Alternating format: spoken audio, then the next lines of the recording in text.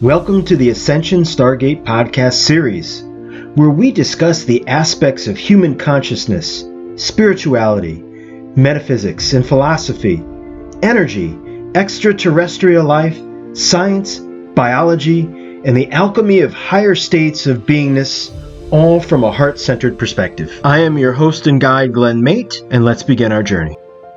And welcome to just another exciting episode of the Ascension Star Gate Podcast series. And thank you for joining us today.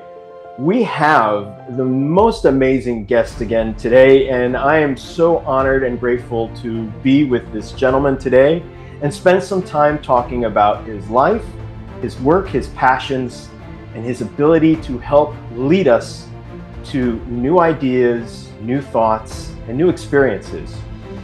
So at the early age of 3, Ron began having what he calls cosmic repeating dreams and otherworldly actual physical visitations, each leaving their own unique influence as well as deep impressions upon Ron, leading him towards a lifelong passion to question reality's foundation in order to unveil the reasons for such shattering experiences. That drive and passion led Ron into many explorations within the nature of self and consciousness, and began answering the passionate drive for understanding and self-realization as he came across and continues to practice quantum navigation. Ronald Holt, welcome to the show, and thank you for being here today. It's truly an honor to spend some time and share with our audience today. Wow. Well, thank you very much for inviting me to be on your podcast, Glenn. Finally, we get to meet face to face. I think we've been trailing each other at different events and never syncing up. So finally, we get to do this. It's an honor to be here. It's an honor also to hear part of your story and be a part of it in what you're trying to do. Very grateful. Other males and other individuals looking for consciousness and having a helping hand along the way. No, you're not weird. I know it feels. Yes, you're unique. And to lead with your uniqueness is one of the keys that we like to share, right? Indeed. So a little bit ago, we were just talking about each other's beginnings and such, and so wanted to get back to that early story, which let's dive in. So as a young boy, like around 3 and 4 years old, I was having repeat dreams, and I explained just a little earlier. At the dinner table, I was questioning everything. And so I was trying to fit into the reality. So I would ask the authority at the end of the table, my dad. So I'd pummel him with questions every night, the same ritual. And finally, on one night, I asked him, Dad, what are we here for? And he threw his hands up in the air and he goes, oh my God, son, you got me there. I don't know. So as we were talking about a little bit earlier, I think you got to make the rules up as you go. You got to find your own answers within yourself, explore the outer reality, but also look inside yourself for the truth that makes sense to you. So along with that, I think it was either shortly before or shortly after, I can't remember, me asking that quantum question to my mom. What are we here for? Let's get this stuff done. I was having these repeat dreams. And in the dream, I would be falling. And it was pitch dark, yet I could see in all directions. Picture that. I didn't have a body or one that I could tell, but yet I felt the sensation of falling, but because he had nothing relative to it, so I didn't know how far I was falling. I didn't know how fast I was falling. I just had the sensation of falling in this darkness that I could see. In the darkness, it was kind of sepia lit. like a burnt candle, a weak burnt candle lighting the reality. So far as I could see, nothing, and I'm falling. And then all of a sudden, this white sphere, you couldn't see through it, but this white sphere passed me by. And by the rate that it was moving, I felt like, oh my gosh, that must be really huge. So time went by, and then another one at a different angle starts passing me by as if I'm falling past it. And then it started happening faster. Another one, another sphere. And then finally, I make this turn, 90-degree turn, and I start heading in towards one of those white spheres that you couldn't see through. And when I entered into the sphere, something like this showed up. It was all the galaxies, star systems, galaxies, and so on inside of one of those spheres. And so I don't have any control. I can't see a body, yet my awareness is being moved towards one of those spiral galaxies. And then as we enter the spiral galaxy, we head towards the planet, and then I would wake up in my bed. So this was happening over and over again. And so I think that may have been the primary motivation to ask my dad, hey, Dad, what are we here for? Right. That kind of started it off for me, was having that experience. But other experiences started happening that had me question the reality. So what was something that maybe you experienced as maybe like an early teen or a mid-teen? Did you have any, experiences that kind of led you further from that time being a child? Yes. Shortly after that, we moved to Japan, Tokyo, Japan, from California, Travis Air Force Base in California. I'm a son of an Air Force sergeant, and we were transferred to Japan. And at that time, we were living on the outskirts of Tokyo in a air base called Tachikawa. And Tachikawa is still there today, except they gave the Air Force Base back to Tokyo. Back to Japan, and now it's subsumed by Tokyo. Anyway, back in those days, I had my first encounter with a Zeta, and I was in a bunk bed. I know you're asking about later on in life, but these two were fundamental of three things that were fundamental that started me on my path for trying to find the answers inside myself, and and they eventually led me into quantum navigation after I tried many different things. But I'm in my bunk bed. I'm on the bottom bunk. My older brother, he's a year and a half older than I am. He took the top of the bunk, and so I got leftovers. So I got the bottom bunk. So I'm in the bunk bed, and the door is at, a little past my feet, and the door was open, and the doorway, here's the door. So the doorway led out into the hallway, and the door was open, and it was dark. It must have been around 2 in the morning, 1 or 2 in the morning, and I knew something was there. So I pulled my blankets up for protection, because they were super blankets. And I knew something was there, and it was scaring the heck out of me. And sure enough, later, 3 fingers came onto the door. Here's my door. Came on this side of the doorway. 3 fingers came out, and then the Zeta head came out. And I'm like, what? So it impacted me in a different way. It was very profound. Yes, I was peeing my pants.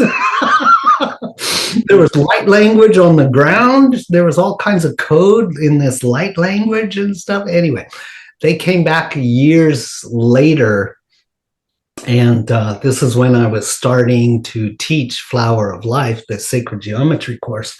They came, I was doing my first one in America. I did my first number of Flower of Life workshops, 6 days long, sacred geometry, outside of the US. Wow.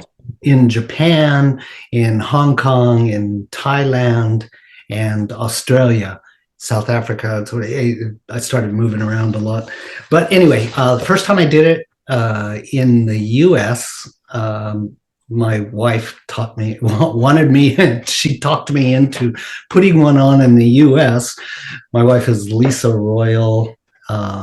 You can find her material, lisaroyal.com. Anyway, she wanted to learn about sacred geometry, so we put on a 6-day workshop in Montrose, Colorado. The first night that we're at her friend Denny's house. He hosted it, and he's got a 2-story house. So we were upstairs in the bedroom, and Lisa, she's Miss ET. She certainly is. I get used to that stuff real quick. Anyway, those Zetas came back from my 5-year-old or 4-year-old time period, and we were both in bed, but they moved me opposite. So my head was at the headboard. My feet were at the headboard. My head was at the base of the bed. And the 3 of them in the room, one of them, they didn't talk. They had a very small mouth. They didn't talk. But the female, she came over and she goes, "Don't worry, we're here to give you a gift. You can relax." And I was relaxed at this point. So anyway, she came over, she put her hands on the side of my head and she goes, "We have 3 gifts to give you." And the first gift, they brought this crystalline mic. This isn't a photo of it. I used AI. They didn't have photos. They didn't have photographs like that then. They didn't have cell phones at the time, so they said, "We have this gift for you," and they handed me this crystalline microscope. So I used AI to kind of derive the moment, and so I used those 2 graphics. I love that. Thank you for doing that. Those graphics. That's a good visual. And anyway, she said, when I grabbed the crystalline microscope, I was like, "Oh my God, this is amazing. This is really cool." She goes, "Look inside it. The mouth's not moving, but she's communicating." So I'm like, "What?" Again, what? So find your own answers. So I'm looking inside of it, and I can see all my past lives as a human being. What a gift. Oh, that blew me away. So by this time, I'm understanding we have many past lives, right? So because this is, Flower of Life. So this is probably 1995 or 1996. Well after I've started, finding a lot of my own answers and stuff. Anyway, I was like, "Oh my God, this is amazing, amazing." They were, "Well, give it back." No. We got one more gift for you. And so she hands me this model of a crystalline UFO. And so I used AI again. And so I'm going, "Wow, that's awesome." And she goes, "Now look inside of it." So I brought it up to my eyes and looked inside as if the cockpit, the bubble on the top was the cockpit or something. I'm looking inside and I see all my past lives as different ETs. And I went, "Oh my God, wow," blew me away. So I knew we'd have something really great to talk about. Not many people have that level of experience to see themselves as other beings, and I've been afforded that opportunity to see the amount of beings that I've been outside of the human being in this incarnation. Wow. And also experience the emotions and the lack thereof of the emotions. which gave me a contextual idea of how different perceptions are given even as extraterrestrials compared to humans. We have this idea and thought process, but that's not always the same if you're a Syrian, if you're a mantis being, if you're a crystal being, if you're a Zeta Reticuli, if you're a gray. They're all different perspectives. And it's such a great idea because just as we have different cultures as human beings and different ideas and the likes and dislikes of certain foods and things and ceremonies, it's no different when you get out into the universe, that they each have their own uniqueness, yet all bonded in the commonality of unconditional love. Indeed. Well said. And so part of that journey was about why? Why would this stuff be happening? Why would it have so much more impact than the 3D does? Why does it always make me feel like I'm behind the eight ball? I'm so slow. I'm not getting it. I've got to figure these things out. Yes.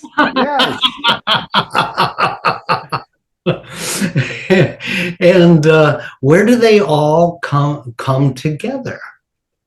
And so that, I'm just taking a few little snippets here and share. Yes, those were quite profound because, just meeting a being from a different density, dimension, spectrum of consciousness, frequency, so on, et cetera, because all of these things come into the equation that we have to be ready for. Mm-hmm. So they impact us in different ways.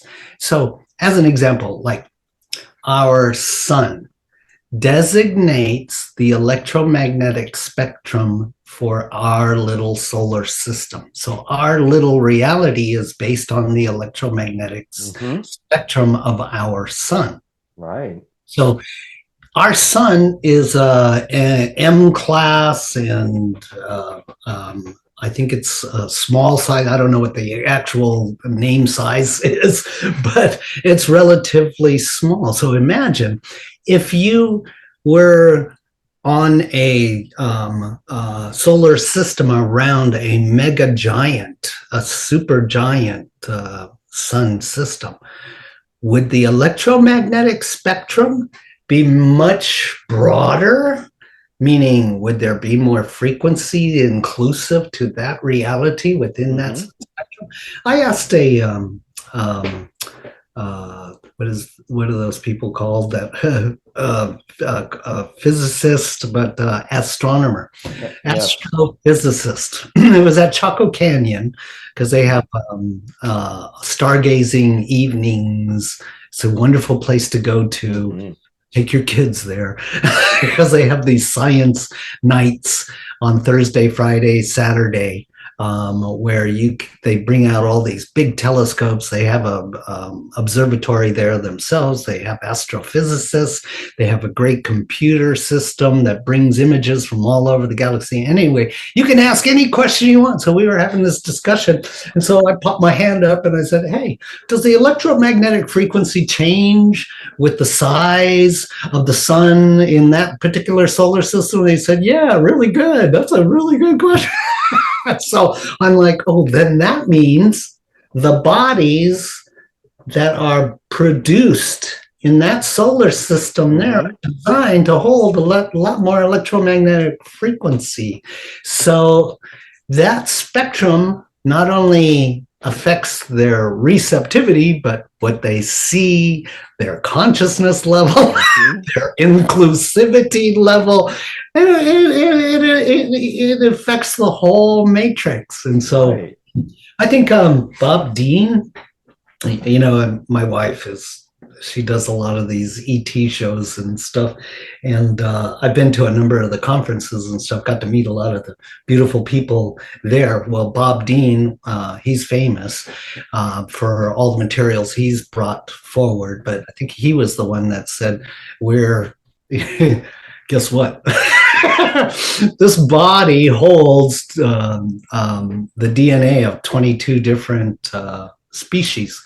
So this opens up a whole big door. I know we're going deep fast. Yeah, we're freight training into it, and brings up so many great questions like, okay, so this ascension process that humanity is enduring in this particular time, with all of these solar flares and solar activity that is now reacting with the Earth as she changes from her third dimension back, or upgrading to her fifth dimension, and we're going through this, celestial split of the Earth.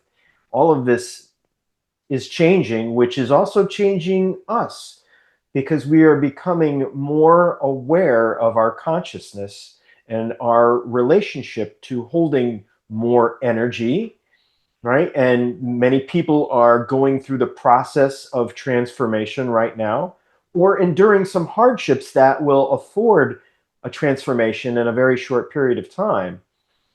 And, that leads us right into quantum navigation, right? So let's talk a little bit about quantum navigation and how all of this really fits in very so perfectly. Well, as you can see, starting from an early childhood and having these incurring different cosmic and otherworldly realities break through my perception of the 3D reality, it started motivating me passionately to find my own answers. What makes sense? So one of my yoga teachers used to say, I never answer why questions. But for me, why is really important.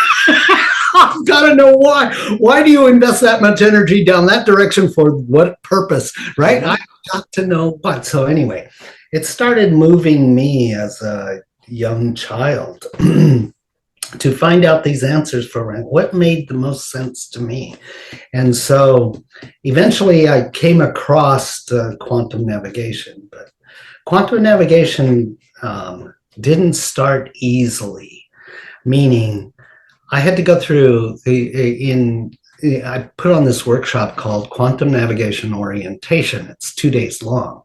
And inside of it, at the very beginning, I start talking about how, in our 3D reality, we're conditioned to primarily look at reality from the brain, from an intellectual point of view. And so we bump up really quickly sensitive children having these different experiences that are outside that 3D reality that don't get answered by the logical and the intellectual part.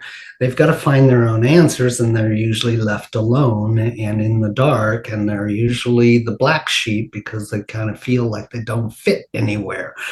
And they're answering the tune to a different drummer, a cosmic drummer. So anyway, for me, I started trying to find out these answers, and I started realizing that we are basically enveloped for a good reason in a shell of 3D, and that shell of 3D, which we could say is our belief system.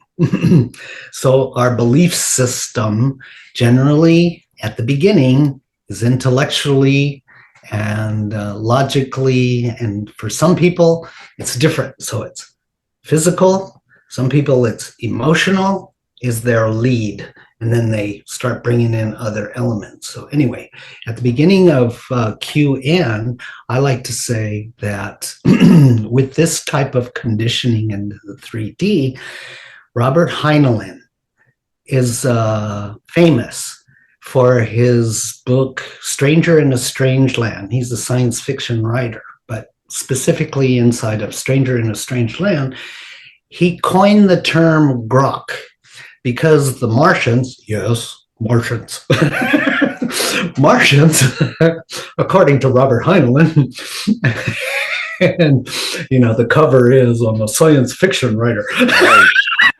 Mm-hmm. But just like Tesla, I think he may have had more skewers in the fire. Right, a little bit of cloaking of the truth.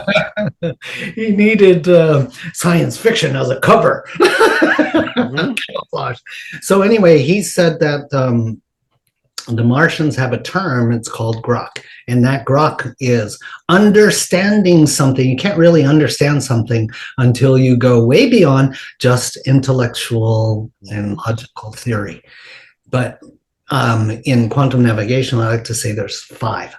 And so intellectual is one, emotional is another, emotional intelligence is another. How does it affect you emotionally? That's a whole database inside of itself. And you'll notice some people go they follow that intrinsically. Their nature is more emotional based. And then there's some that are physical based, and physical based has close connection with emotional base, but you could also say, yeah, it has with intellectual base too. So anyway, from a physical base, they understand the reality. Then there's a consciousness base and a universality base. What's the difference between consciousness and universal? Well, consciousness is like on the doorstep, but universal is realizing that, okay, here's the big one. It's a big pill to swallow. Everything came from consciousness. Yes. And consciousness pervades everywhere. There's no outside of consciousness. There's no before consciousness. There's no after consciousness. There's just consciousness. And everything is all inclusive inside of consciousness. So consciousness is a continuum. And so from the continuum of consciousness, it decided, hey, let's have an adventure. Let's forget where we came from. What are we? Where are we going? What are we here for? And that's unconsciousness. Now, this is really important to understand. Consciousness came first, because if one came before the other, it would be subsuming the other. So if unconsciousness came first, then there would never be consciousness. Right. It would just continue as unconsciousness. Everything would be unconscious. There's no realization.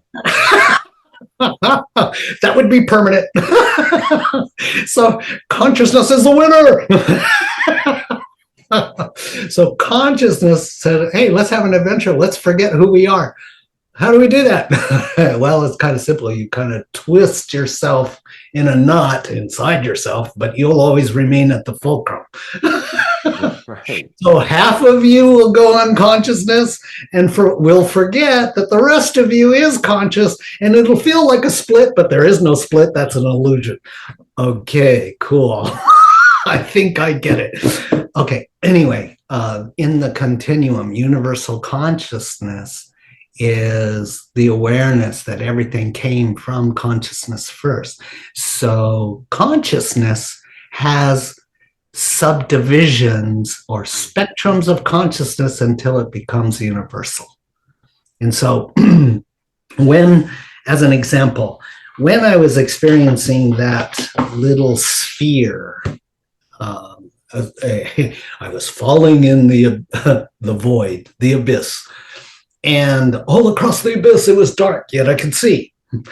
And then these spheres would come. And when I went into the sphere, it opened up into, the whole of the galaxies and cosmos, our local cosmos.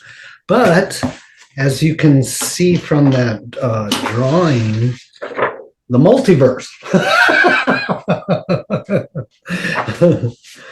the multiverse, there's lots of those bubbles, those spheres in the multiverse. And so universal consciousness is becoming aware that, oh, I'm the multiverse. There's infinite number of these bubbles happening. And inside of each of these bubbles, consciousness is constantly going to the point of unconsciousness within itself in order to muse new probabilities and possibilities. Because every time it goes unconscious, it has to find its way back to the wholeness that it was. And as it does, it invents the illusion of invention. The perpetual journey. What's that? The perpetual journey. The perpetual journey, yes. So I'm in that universal consciousness on this one occasion as I began to understand quantum navigation more and more. And, if you study the Bhagavad Gita, which is really helpful, and the Yoga Sutras, which is really helpful, I recommend I forget his name offhand. It'll come to me. But there's a particular author who translated the Bhagavad Gita and the Yoga Sutras in such a way that it's so understandable, especially for people that have these quantum inclinations. Anyway, it'll drop in. That might have been Sri Swami Satchidananda. Ah, okay. Yes. This is the best translation. That's what he looks like. And that is the best translation. Anyway, I recommend that. So I was having this experience inside of the quantum as I was realizing, the universal, we're still talking about universal consciousness. So in the universal consciousness, you don't have a body because you're all that is. But it takes a while to... I like to use this as a metaphor of our 3D reality. Yes. We're enclosed inside of this 3D reality with our belief system. Our reality editor rigidifies the strength of our 3D perception of who and what we are until there's enough quantum experience, almost like quantum acupuncture points, piercing that shell, our belief system, giving us the experience that as we have time to digest that, then we start going, oh, I'm not 3D limited. I'm not this body. In fact, I'm quantum. So anyway, I was in this experience in the quantum, and I see Brahma, and Brahma is laying out like this, and you see the similarity between those spheres and the sphere that has all those universes inside of it. Yes. That's exactly what he does. And the depiction, which is done so many thousands of years ago, that depiction, these understandings came out. Now they're using a human-like body only so that you can grok the idea. Right. Make it relatable. You're right. Yes, exactly. And so I see him. I'm experiencing him. And there he is blowing bubbles. He's the one responsible for blowing all those galaxies, right? So he sees me and he looks up straight at me. And I'm like stunned because how can you see me with all these different bubbles all around, and what am I? What do I appear like to you? And how is it that you can see me? Anyway, all these questions fly in the moment that, the engagement and interaction is taking place. So he kind of laughs at me and he says, each of these bubbles are beings.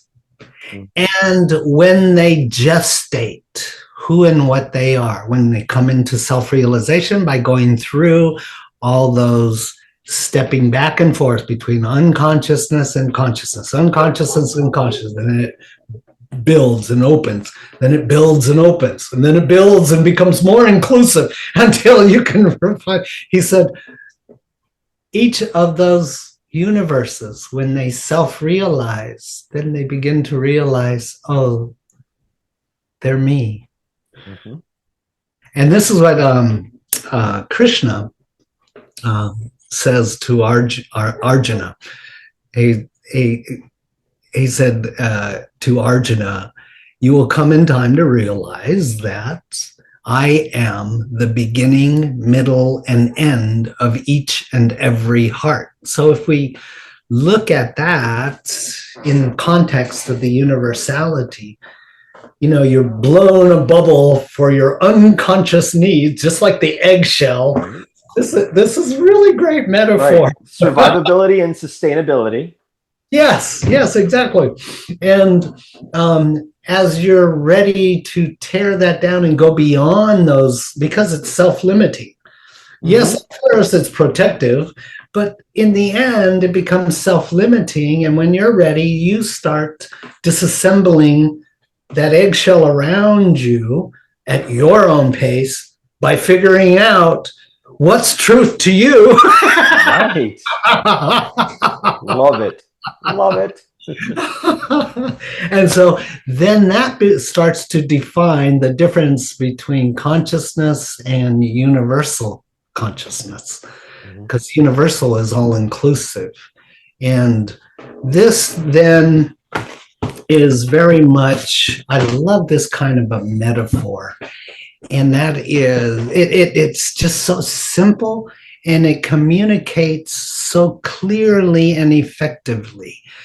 Like every water system, like an ocean, lake, stream, waterfall, pond, etc., doesn't matter what it is, there are occasions where circumstances evolve to the point where a splash is made. And in the splash, where the wave crashes, eventually there's a separate little drop that rises from the momentum. And that's so similar to us in that egg. Mm-hmm. And if you look at that drop rising temporarily, it reflects everything around it, but upside down. Right. We, in our reality editor and our conscious state, our shadow issues and unconscious conditioning, we try to take what's reflected and hold on to it for dear life, and it looks like we can when we have the momentum going with it. It feels like, yeah, I'm making it.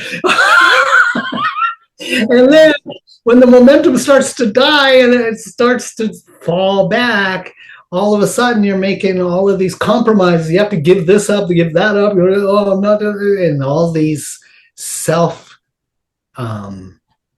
projections start coming up. So these are like phantom limb syndromes. Oh, even though I lost my arm still hurts. Mm-hmm. You felt like you had a body. My body hurts. No, it doesn't. You never had a body. That's an illusion. You're just a drop. And the drop separated from the universal consciousness, that continuum, and had an adventure on its own and did the best it could in order to cement that and make it real and hold on to it as long as it can. But eventually you got to let it go.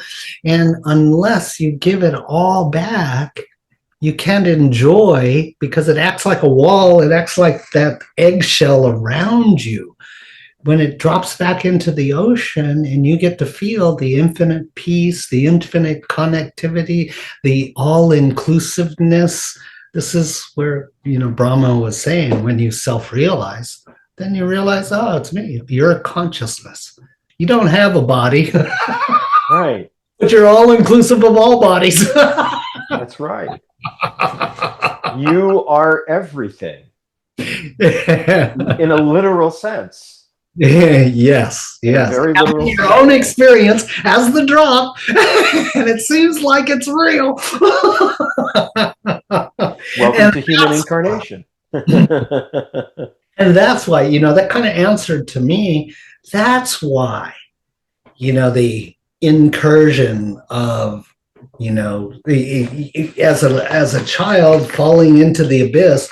I found out later on, this is how Shiva trains you. Shiva kicks you into the abyss and you're falling, so you got to let go of everything that's not real.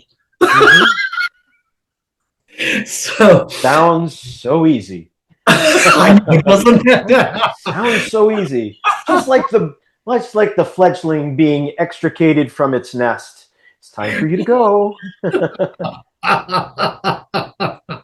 Indeed. So the first part of my journey was, Brahma giving me and Shiva giving me that experience, falling in the abyss and letting me see the system, the multiverse. Mm-hmm. Then the ETs coming, and then me having my own experiences of finally coming to peace with it. Oh no, they're all you. These are fractal incarnations, because when the crystal of the one shattered and fractured itself, it fractalized into all pathways, all beings, all species, in all dimensions. Mm-hmm. In the multiverse. It's all you. So quantum navigation, we took a fast road. Right. Right. I want to go back and cover one other area there, because we covered the cosmic and the universal happening at an early age. The ETs, which took quite a bit to get used to and be okay with, to make peace with. I remember there's this founder being who came into the room with Lisa and I when we were first dating, and big, 6 foot tall, and had the big collar cape on, but just peaceful and loving. Anyway, I picked up my carbon fiber tennis racket because I never experienced that before. Come in peace. I got a carbon fiber tennis racket. Anyway, the third area there happens around your 20s, around your second Saturn return or third Saturn return. And that's somewhere in your late 20s, your immortality starts to fade away. Mm-hmm. You start partying all night and then going to work all the next day and stuff. And all these wounds start coming up. And these wounds, the unconscious conditioning and the shadow issues, they start coming out, and you've got to find answers to all these pains that you have. And so for me, it took me deep into finding out the roots of consciousness, which I'll send you this graphic here. But one of the roots of unconsciousness, first starts at abandonment and betrayal and weakness. And then it moves over into powerlessness, worthlessness, neediness, helpless, hopeless, and the ego hates nothing. I'm nothing. No, you're everything. Get used to it. But this is the false character trying to take care of these wounds. But when you see the reality that you are this oneness, you are this ocean of conscious that pervades everything.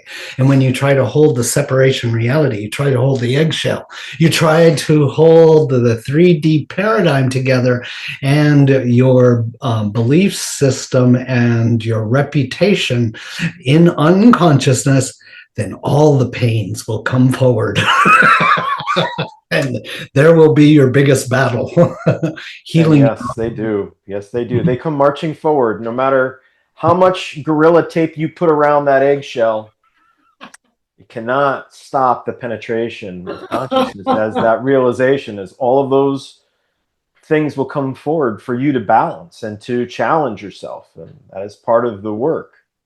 Yeah, and battle and challenge is part of the journey and the self-realization.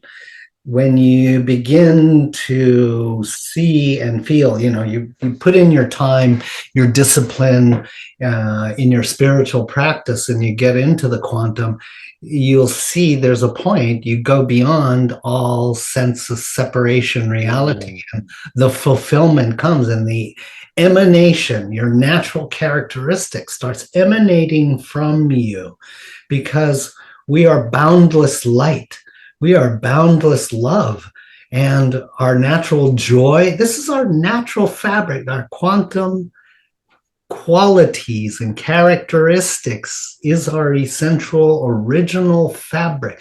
When we discover that, you let go of holding this thing with duct tape together. Right.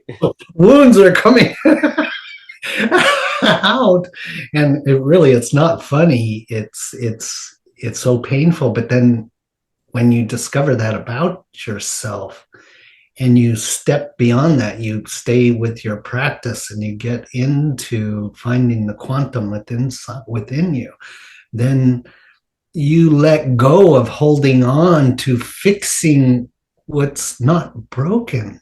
Right. You're supposed to feel these things, and when you make them okay, all of a sudden the emanation starts. It's radiation from you. You're radiating. It sounds like your process of quantum navigation really helps people come from the authenticity of their original blueprint, and allows that radiative confidence to start to be the language of your energy, right? So well, you just synopsized it so accurately and acutely. Yes, when you let go, when you have the trust to let go of the eggshell formative 3D character and reputation, I call it the history, identity, and personality. When you let that go, Ramana Maharshi says, your greatest glory you will find comes when you cease to exist. And what he means is that we never end. We always have been and always will be. We're consciousness itself. But when you let go of the character is the illusion. Remember that splash, that drop rising with so much vehemency, so much power to feel them. I'm gonna make this world. Right. And we talked about that earlier, like, I have to be this, stop crying, stop your fretting, stop your, tantrums, get up and do and be this, right? We were taught to be all of these things, yet each experience is a teacher in itself. And if we don't go through those experiences, they just build, right? They kind of just fester and build, and the bubble gets a little bit bigger. That experience becomes a timing mechanism until it pops.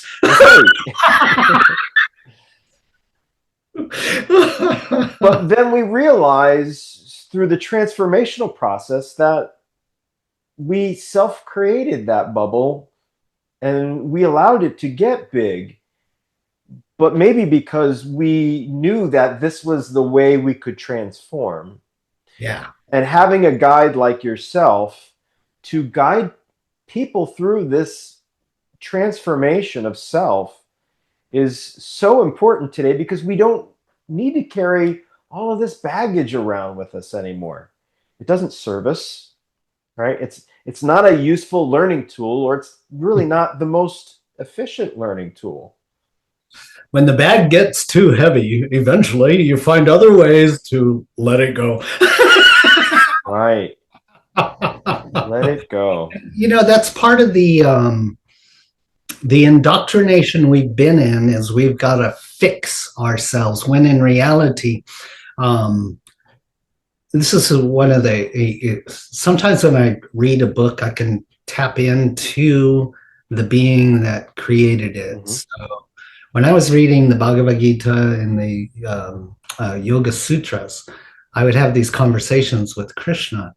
And at one point, he said to me, you can't add to or take away from the perfection you already are and always have been, but you can be distracted from it. And that's the nature of the problem, because the reality out here tells us in 3D, if you don't plan to fix it, then you plan to fail it. When it's in your experience and discipline of moving deeper into that quantum state of yourself, you start seeing, oh, I am that original fabric already. What filters up experientially, emotionally, and so on. These are like, in our reality, we have a spectrum of events always going on. So we have spectrums of utopic and spectrums of dystopic. And according to each's personality, that spectrum is, you turn the dial a little different for each person that's experiencing the utopic and dystopic, but it's all sine wave. And I'm using this as a symbol of our consciousness. And so we keep going through this roller coaster ride of the utopic and dystopic, utopic and dystopic, utopic and dystopic, until we begin to realize, no, I'm the peace. I'm the love I'm looking for. And nobody out there who promises I will change everything. No, it doesn't happen now. You're being deceived. The journey's inward. You're the peace. You're the love. You're everything that you've been looking for. And the problem is you've been looking for it out here instead of... Right. It's been hiding in this. Yeah. All along. It's been with you since you've been born. Yes. We were closest to it when we were born as children. Right. We didn't have all these preconceptions and preconditions, and we were more free. And so when we use that as a litmus and go back to that, then our practice is taking us back the way we came.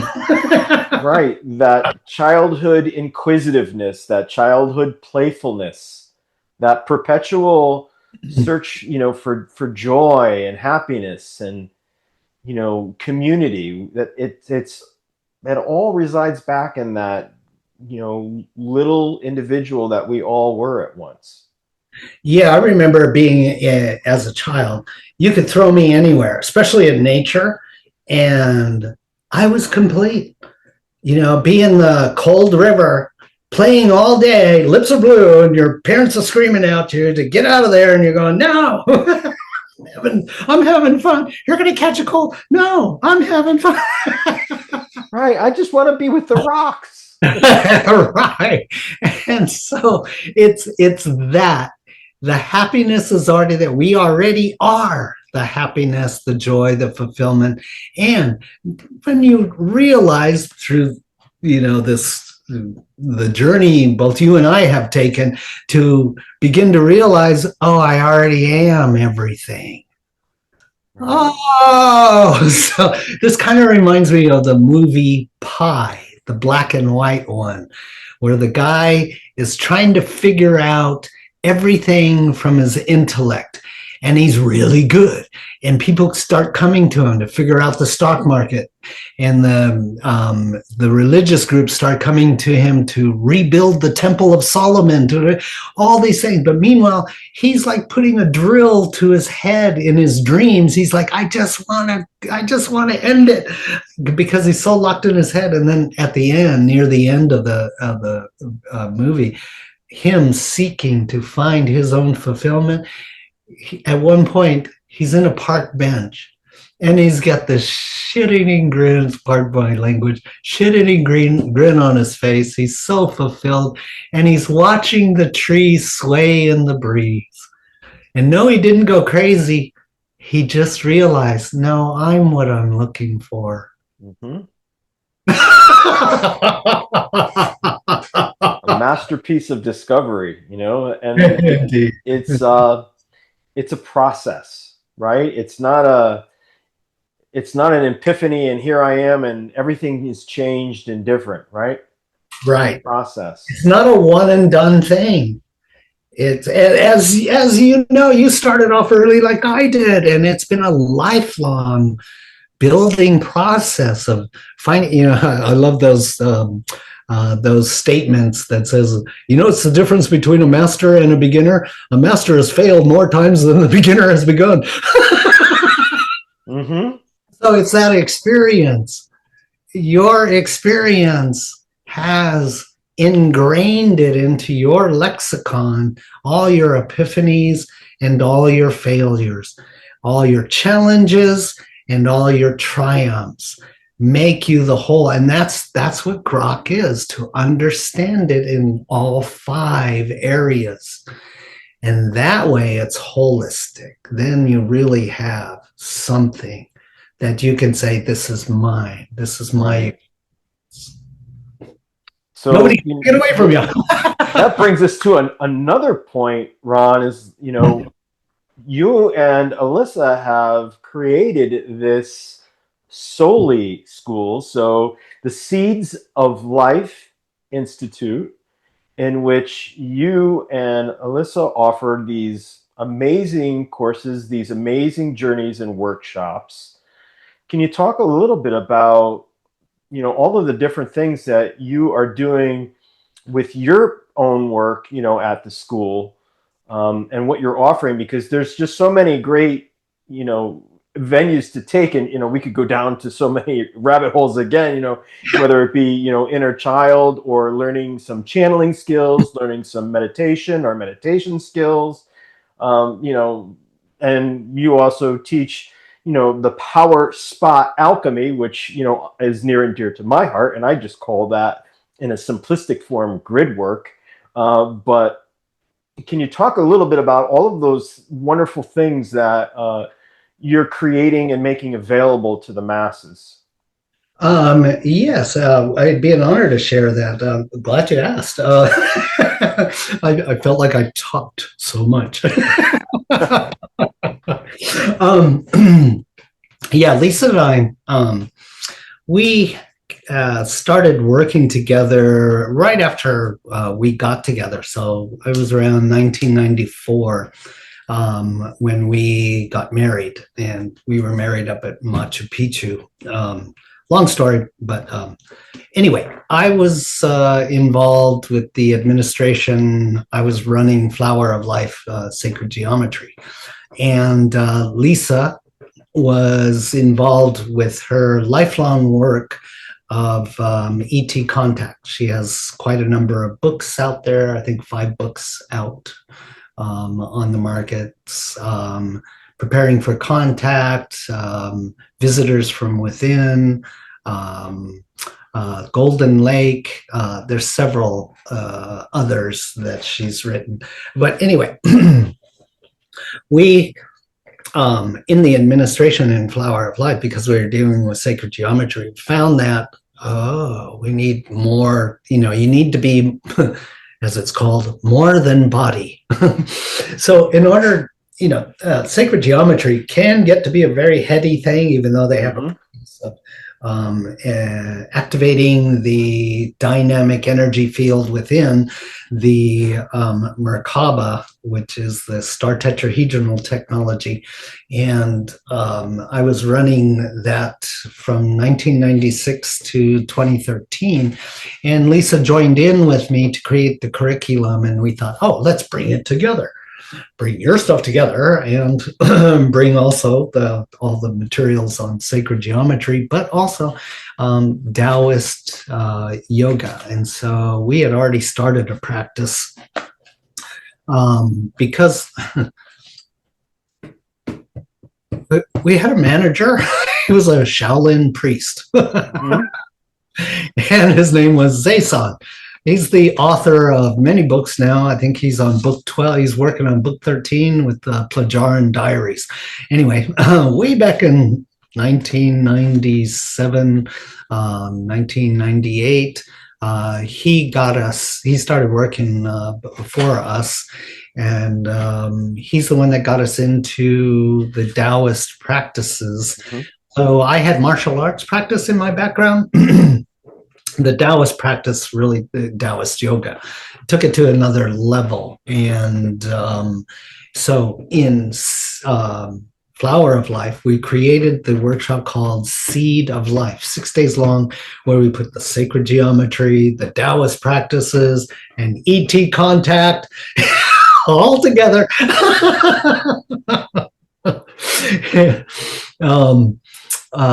So that's what started it. And when we created Soli School, because in 2013 I gave back the Flower of Life to the person who created it. And this is when we started with Soli School to really start to put our materials together. So Lisa, who has been a channel and a channeling teacher for the 30 years or more. And she mainly does her work in Japan through Synchronicity in Japan. But anyway, she teaches channeling course. And of course, during the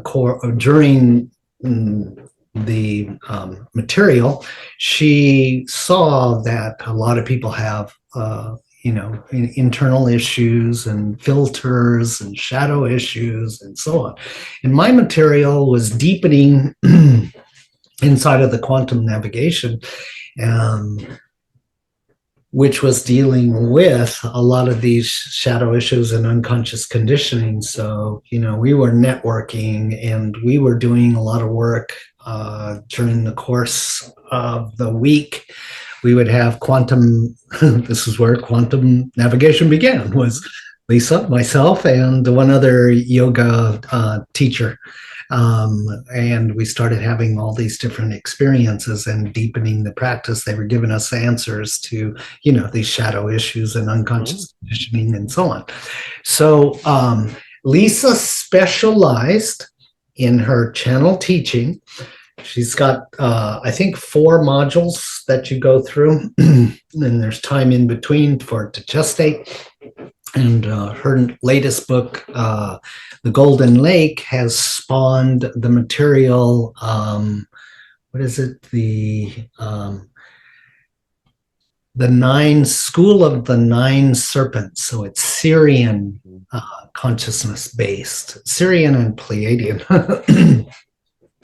And she takes 9 different modules of going into this. There's different areas of focus, like the School of Pain, there's 9 different schools. Anyway, I could get lost in all of that stuff. So she teaches on that. For me, I found that it's essential. 3 different areas are absolutely essential for helping one hold that quantum awareness and consciousness. And so I have a course called Meditation for Life, and that's a two-day class. Anyway, I've been meditating since I was like 14, doing my martial arts and so on. And so anyway, with the training in meditation, if you go down a traditional path, it's a long road, and they dole it out with little bits. And when you get those bits, then they add onto it. And so in order to keep you grounded and engaged in your own meditation practice, there's a number of tools that are really important to watch for. Brainwave frequency, breathing relationship, natural body rhythms. See, the Taoists have a 8-second rhythm for the body. Anyway, in Meditation for Life, there's a number of tools that are very important. And these evolve to you starting to see more clearly, this is the most advanced technology there is. The Taoists have a saying, the only place for integration in the whole multiverse is there within your own body.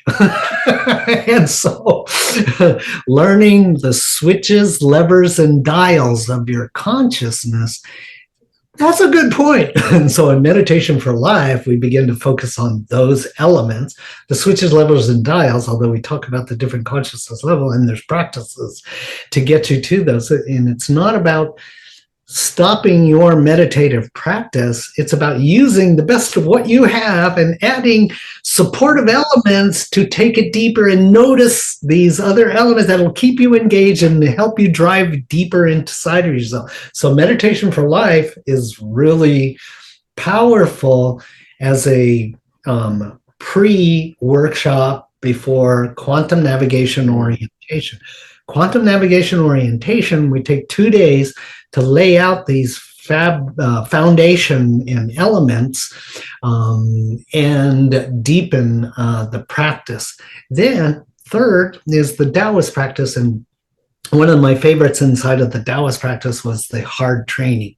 Hard training was under the simple ideal that when you go beyond the mind and thoughts, beyond the emotions and beyond the sensations in the body, there you'll find the true self. So if you put yourself in a hard position and hold it for like 30 minutes, you'll have every rebellion come up before it dies out. And once it dies out, even though you're in a hard position and your body may be shaking, you'll find the true self, and that'll be bliss. And that bliss is equated to, the surfer's best moment, or a runner's high, the best runner's high you've had. Anyway, it gets you to see the difference between mind and consciousness. And it's a very fine line. But when you realize consciousness, then you can start investing in the quantum self. And that helps one then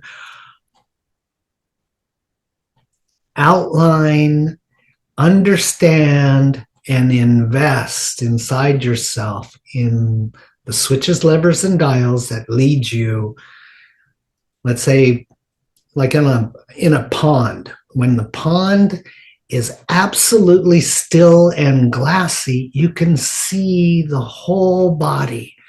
But when it's in turbulence, like when the mind is running and the, I call it the used car salesman of the mind. It's always pitching this deal, that, telling you things you already know. You don't really need them, but boy, you engage that all the time. When you can get that to stop, something magical happens and the heart just opens up and becomes like that pond, and it's engaged with everything. It's all inclusive as the whole body, and the clarity comes back to you. So when you can get that feeling of that fine line between used car salesman and mind engagement, proffering one concept, thought, whatever, over another, to that absolute stillness. And it's still, everything still works. If you don't have that mental merry-go-round going on, everything still works. And you're so engaged with the heart. The heart flourishes because all the hard data, like the RAM is too busy to allow the hard drive, and then it starts picking things. So if you shut the heart, if you get the RAM to slow down and stop, then the hard drive is connected with everything. So if we use the hard drive as the heart feels its inclusivity attached to everything. So anyway, horse stance really helps then define consciousness and the universal self versus the mind and the spectrums of the mind. And so the more familiar with it, the easier it is for you to detach, the easier it is for you to get out of your own pain, because pain is, it's your body telling you you're going down the wrong road. Right. Warning, Will Robinson, warning. Yes. Will and Penny, get back to the ship. So those are the main things. I do inner child, and that's a special treat. I did a lot of it in Japan, but of recent I haven't been doing that workshop, but this is where a lot of my stuff, like showing you this deep was from going deep into the child and really going back the way I came and going back through all of those dramas and traumas that happened when, you know, I was growing up under a militaristic, brutal father. So anyway, yeah, we put those things together. So Lisa's still doing all of hers. I'm doing mine, and I'm also doing Southwest Journeys, but privately. Individuals that have been through the Meditation for Life, the Quantum Navigation Orientation, because I have a class that meets Saturday. The first Saturday and the third Saturday is Quantum Navigation. The second Saturday and the fourth Saturday is the Taoist practice. So I think it's really important to keep all of these involved, keep your body honed, because, you know, purging is so important when you can do some physical exercises, run 30 minutes or more, or some kind of physical exercises for more than 30 minutes. Then you're purging out whatever's in the hopper. You can get the used car salesman to shut up. And then you remember who you are, the essential you, the universal you. So, yeah, I try to keep all of those things going. And then now, one of my favorites is this, you know, Southwest Journey. And I've kept a lot of my interactions with the Navajo because Sweat Lodge is so darn important. And you know what it does. If you've had lots of experiences with the Hopi, being in the Sweat Lodge is the original way we purged. And you can't handle the increasing stages of fire unless you're in your heart. So the fire, if you're in your mind, you're going to magnify the problem. It only gets worse. The fire only gets hotter. But when you find the heart, you use the fire as leverage to get you into the heart. Oh my God, it starts resetting all the switches, levers, and dials back into balance, back into harmony. And then you have these amazing experiences and stuff. So now, like you, I used to go to, it was my big passion to go to all these power spots all over the world. Because, you know, you're a sensitive guy, you meditate, and when you go to a power spot, it's like so much easier. You get in, slip right in. Oh, yeah, just there. Don't even have to think about it. Boom. Right? Yes, and there is so many things going on when that happens. So if you're, you know, plugging your computer into the internet, you always get updates to improve your system technology, your operating system. Right. So the same thing, the quantum is enhanced from the data ports of these power spots all over the planet. And so you sit there and take time to open yourself to the frequencies that are there, and you'll discover new things, because Mother Earth, even though, let's say, a designated power spot is designated masculine or feminine, spiraling one way or the other, or it has this frequency or that frequency, Mother Earth is there. She's conscious and alive. She's going to take you where wherever it is that's best for you next to go. She'll be happy to open the door for you if you self-surrender to her terms. And so the upgrades take place as you're engaged with her in that power. So I would go to all these, I loved it. In the Kremlin, all in various areas, Ufa Mountains in Russia, in Ukraine, in Germany, all over the place, South Africa, Australia, Japan. I love Japan. Japan has temples everywhere, and they're all power spots. Great frequency. China, some places. Well, at the time I could only go to Hong Kong, so there's power spots all over. Anyway, it was my thing to go to power spots. Every power spot was an opportunity to drink from the elixir of life from Earth herself, and she hones you over time. Even if you only have a few minutes to sip her frequencies, oh my God, she's doing stuff for you. But also, you're her child. Yes. And she's going to, every time you go in there and you acknowledge her, she's going to take care of you. She's going to, okay, you need this boy. You need this little one. And she's never condescending. So.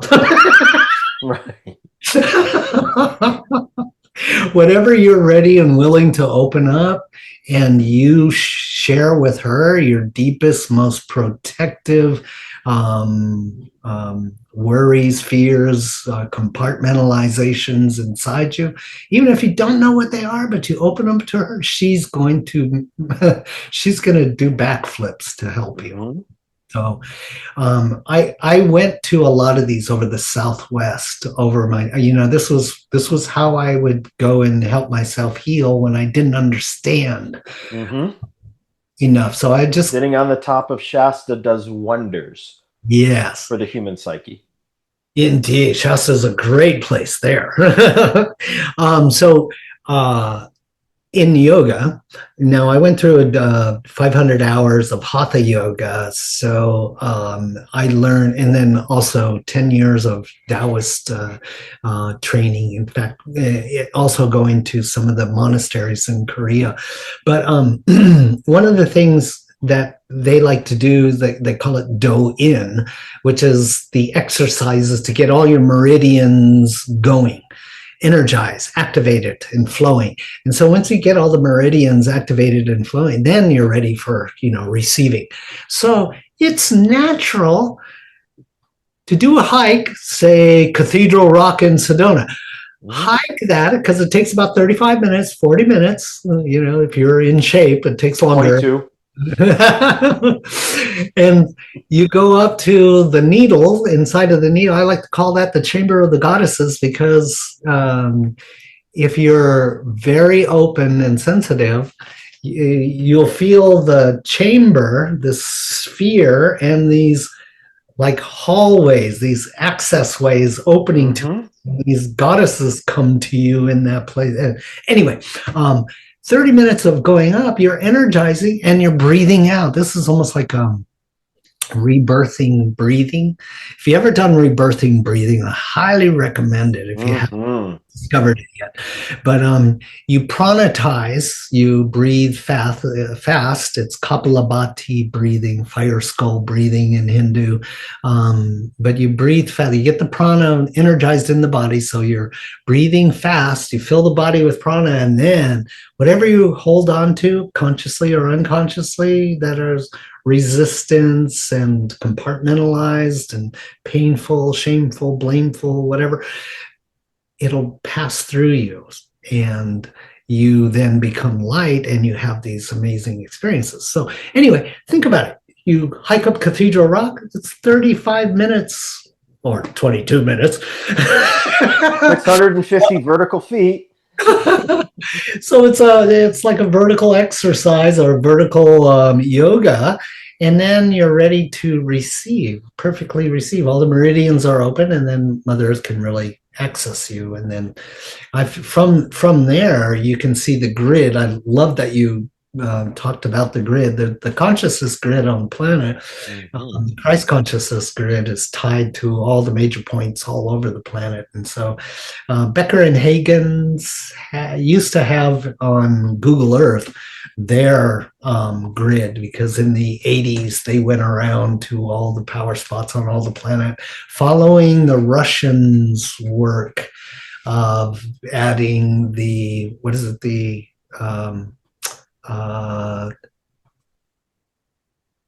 dodecahedron and the icosahedron. Right. Yeah, those two together and put them over the Earth, and then they found out where the nodal points meet. Yeah, and then Becker and Huygens, they did the same thing, and they fine-tuned it. They went to all the places on the planet where the Russians had theorized, and so their grid was a little more honed and a little more specific. And that used to be one of my favorites, was going to all those power nodal points, and oh my God, it's delicious. It's so powerful. But so grid work is absolutely great. And eventually you start seeing that leads you, the grids don't stop. So you have both masculine grids, which are the angular. So think of sacred geometry and so on. I like zone tools. So I love it. You can imagine then the nodal points lead to, just like these radial points lead to different points on the planet and stuff. So Christ consciousness grid extends over the planet, and it's responsible for holding the frequency of the Christ consciousness into the Earth. So when we're ready, the network's there ready, but eventually begin to realize, I am the grid. And I am the nodal point. Yes. So I am the entirety of the whole system. And there, both masculine and feminine and Christ consciousness all overlaid. Yes. Absolutely. And I can prospectively look from any point within that perspective of masculine, feminine, totality, Christ consciousness, to view that little aspect and explore it. This is what going to those places and practicing, spending time and exploring. This is what it does for us. The grid helps us unveil or get out of the eggshell of reality. Right. Move out of the way. You're blocking the light. It's always there. Just move out of the way.